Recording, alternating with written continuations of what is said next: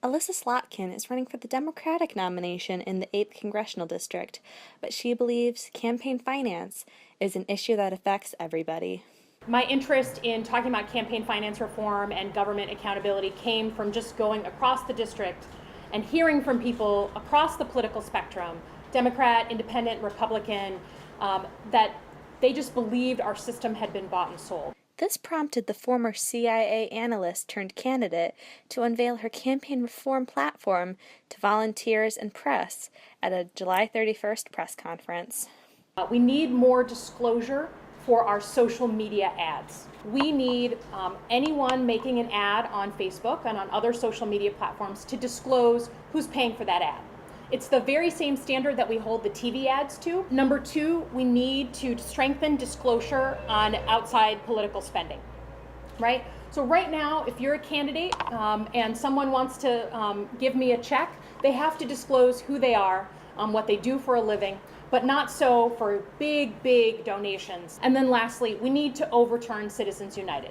Citizens United versus the Federal Election Commission was a 2012 Supreme Court case that loosened campaign finance laws on corporations and unions by giving them free speech protections.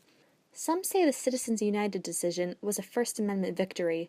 Others, like Slotkin, says it gives corporate donors more rights than individuals. Slotkin's finances, as well as the finances of other candidates, can be found at opensecrets.org.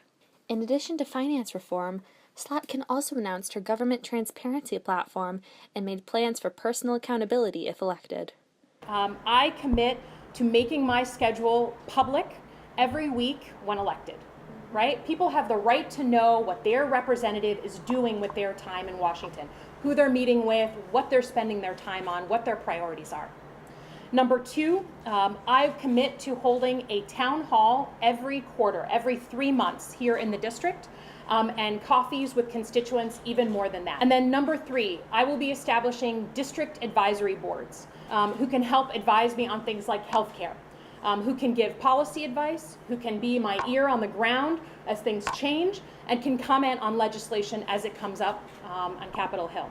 Slotkin is currently running against Chris Smith for the Democratic nomination, and if she wins, she will go on to run for Representative Mike Bishop's seat in the U.S. House of Representatives for Michigan's 8th District.